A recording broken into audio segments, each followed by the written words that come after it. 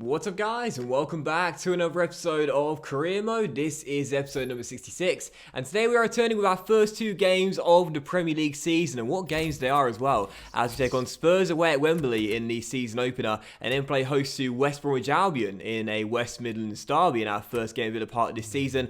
Plus there should be one or two more signings as well on the back of our Community Shield win in the last episode, where we also signed a new backup goalkeeper in Jordan Pickford, who helped us get the win in that 4-1 victory over Chelsea at Wembley. But of course he will be our backup goalkeeper. Icardi is still our number one, and yeah, with 38 million pounds in the budget right now, yeah, there's still quite a lot of pennies to play with, and I'm not entirely sure who will be signing, but I do predict at least one signing today with all this cash still remaining in our budget. Not straight away though. First thing we're going to do is advance the first game of the season. It is Spurs away at Wembley in the Premier League season opener, and after finishing runners up last year to Chelsea by a single point, this year, even though the board are targeting the top 4 place, I'm targeting the title. Let's start off with the 3 points. And as we do dive into the game then here in the capital, Spurs away, a very tough test to start off with, and looking at their lineup, this is going to be an extremely difficult game if we are to start off with the 3 points. Spurs are lining up in a 4-2-3-1, and their attack is absolutely fantastic. They got Son on the left, Lamela on the right, Ali the cam, and Belotti, the Italian striker,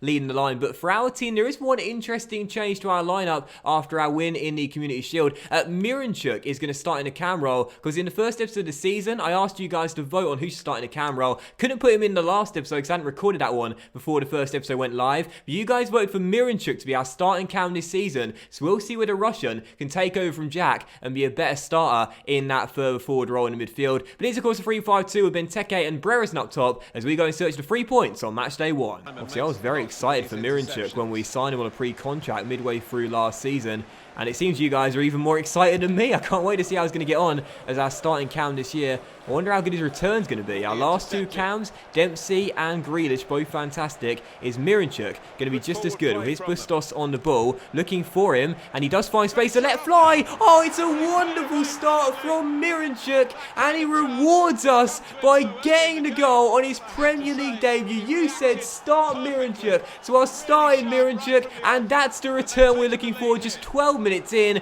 to his Premier League debut. Spurs 0, Aston Villa 1, and I should come to you guys more often for lineup suggestions. Little ball in by Bustos, Miranchuk lets it run across his body, and with his stronger left foot, bends one past Hugo Lloris, and with the stats he's got, this is what we're expecting all season long. It's a dream Premier League debut for the Russian. Miranchuk gives us the lead. Spurs 0, Aston Villa 1. Miranchuk, what a start for the Russian. It's weird, but I don't recall signing many Russians in my career modes before. I can't remember the last one I did sign.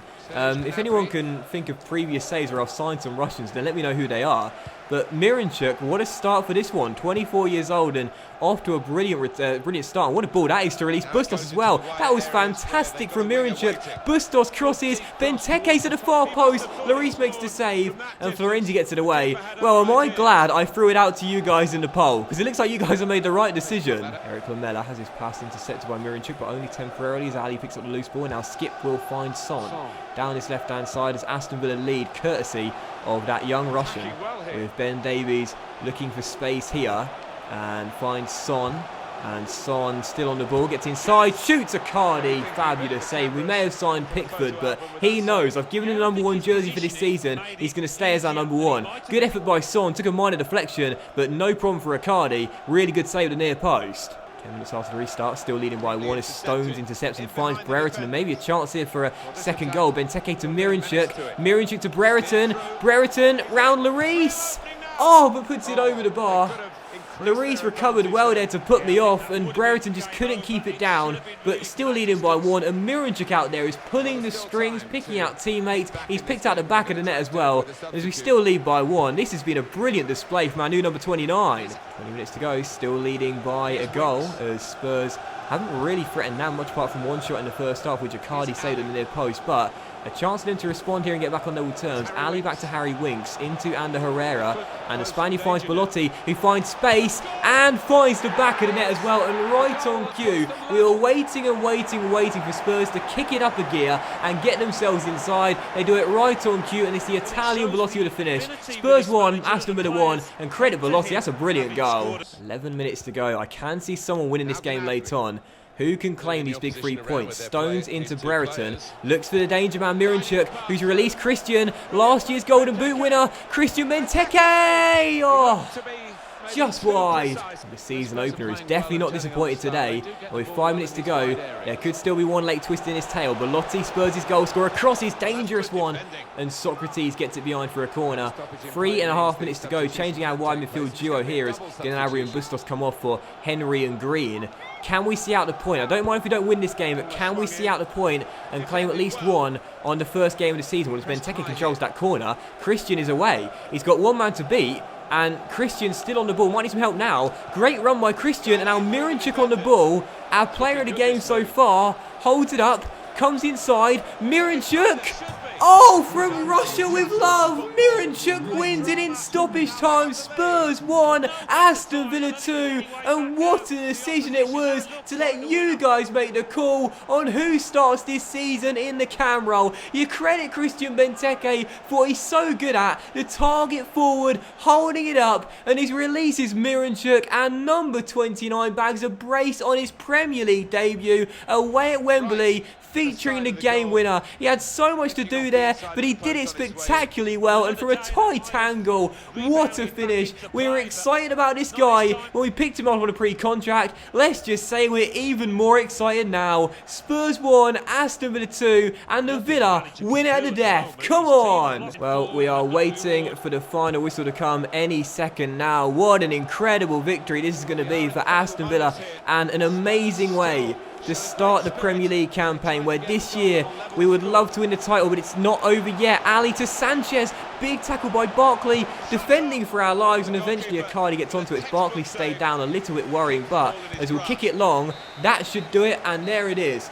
Well, a little bit of a nervy ending, but Miranchuk's stoppage time winner is second of the game, gives us the 3 points on match day 1, just like we were after. What a great game to begin the Premier League campaign. What a great game for Miranchuk to make his Aston Villa debut in the Premier League. Spurs 1, Aston Villa 2, and the perfect way to start season 4. That was a great game, that, and I felt we just about deserved to edge it on the balance of play. The stats may suggest it was quite even. I thought we were slightly better throughout the 90 minutes, but Spurs played well. But I'm so glad that right at the end, when we needed someone to step up and be a hero, this guy might become a new Aston Villa hero. Alexei Miranchuk with a wonderful first goal, a crucial second, the game winner in stoppage time, as Aston Villa start off with the 3 points, and the champions Chelsea could only manage a goalless draw at home to Burnley. Great start to season 4. And as we're advancing to the West Brom game, there is quite an interesting bid here for Jonathan Kodjia. Now, there was a bid for Pajac pre-game against Spurs, but I'm just going to reject it because it's a loan bid from Cheltenham, and we want to keep Pajac here because we like him a lot. But Jonathan Kodjia is wanted by Middlesbrough for 6.2 million. And of course, we love Jonathan. He's been part of our team since season 1. He was Golden Boot winner in the Championship. But now 30 years old, on 46 grand a week, the bid is over the valuation for him. And I'm just wondering that now Ryan Brewster is 75 rated, the same rating as Kodjia. He could easily do the job on the bench. And don't forget, if we were to sign a new striker, then we've got so many here already. Pacheco, Flores, the region of Torres. That rhymes. Forsberg, the region of... I can't make that work. Zlatan, or Brewster, of course.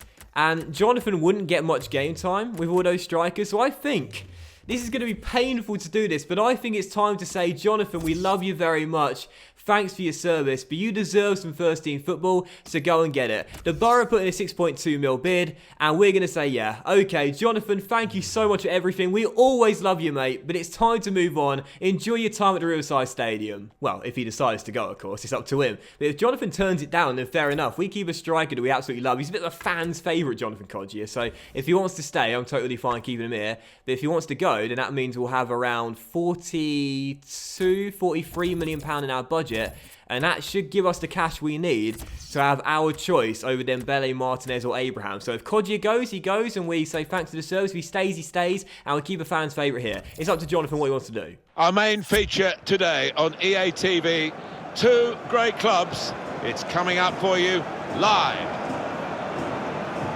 And as we dive into the second and final game of today's episode, we do indeed play host to West Brom in a West Midlands derby in our first clash at Villa Park this season, where we line up in a 3-5-2 for the game, but one change after our win over Spurs, and this is going to be perhaps the Jonathan Kodjia farewell match, as he'll start in place Christian Benteke alongside Ben Brereton. It's up to him, I don't mind, either way it's up to him. But also for West Brom, they're lining up on a 4-1-4-1. Their team hasn't really changed, I think, since season 2, or not much anyway, with Mignolet in goal, a strong back four and a decent midfield, and Andone leading the line. I mean, I say I don't mind. I'm sort of secretly hoping he does turn it down, because I don't want to sell him. Like, he's just been such a great servant for this club, as Brereton was through early, but Mignolet prevents him, and it's turned behind for a corner. He's been such a great servant for the club, and I understand he's 30 years old, and it's always best to keep on transitioning your side into a younger one and a better one for the future. But, oh man, it's just like when you sell a player that you've got such great affinity to, you're just like, man, I really wish you could stay just for one more year, you know.